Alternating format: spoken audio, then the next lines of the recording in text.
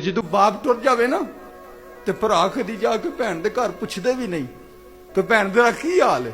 ਮੈਂ ਯਕੀਨ ਕਰੋ ਮਿੰਬਰ ਤੇ ਬੈਠਾ ਇੱਕ ਜਗ੍ਹਾ ਬਿਆਨ ਤੋਂ ਵਾਪਸ ਆਇਆ ਤੇ ਇੱਕ ਬੀਬੀ ਨੇ ਮੈਨੂੰ ਬੁਲਾ ਲਿਆ ਤੇ ਕਹਿਣ ਲੱਗੀ ਕਿ ਹਜ਼ੂਰ ਕਿਸੇ ਖਿਤਾਬ ਵਿੱਚ ਜਦੋਂ ਫੇਰ ਆਓਗੇ ਨਾ ਤੇ ਭੈਣਾਂ ਦੀ ਸ਼ਾਨ ਬਿਆਨ ਕਰਿਓ। ਤੇ ਮੈਂ ਪੁੱਛਿਆ ਬਾਜੀ ਜੀ ਕੀ ਹੋਇਆ ਤੇ ਰੋ ਕੇ ਕਹਿਣ ਲੱਗੀ ਕਿ ਜਿੱਦਣ ਦਾ ਮੇਰਾ ਬਾਬਾ ਫੌਤ ਹੋਇਆ ਨਾ ਮੇਰੇ ਭਰਾ ਬੀਵੀਆਂ ਦੇ ਚੱਕਰਾਂ 'ਚ ਪੈ ਗਏ ਨੇ, ਮੇਰੇ ਘਰ ਆਂਦਾ ਹੀ ਕੋਈ ਨਹੀਂ।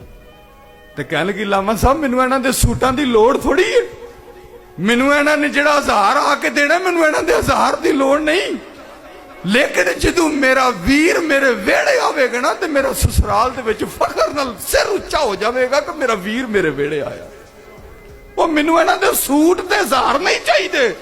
ਉਹ ਭੈਣ ਸਾਰਾ ਸਾਲ ਇੰਤਜ਼ਾਰ ਕਰਦੀਆਂ ਤੇਰੇ ਸੂਟ ਵਾਸਤੇ ਨਹੀਂ, ਤੂੰ ਜਿਹੜੀ ਜੁੱਤੀ ਲੈ ਕੇ ਦੇਣੀ ਹੈ ਭੈਣ ਨੂੰ ਉਹਦੇ ਵਾਸਤੇ ਨਹੀਂ, ਜਿਹੜਾ ਸਾਲ ਬਾਅਦ ਈਦ ਤੇ ਜਾ ਕੇ 1000 ਰੁਪਇਆ ਦੇਣਾ ਉਹ ਤੇਰੇ 1000 ਵਾਸਤੇ ਨਹੀਂ।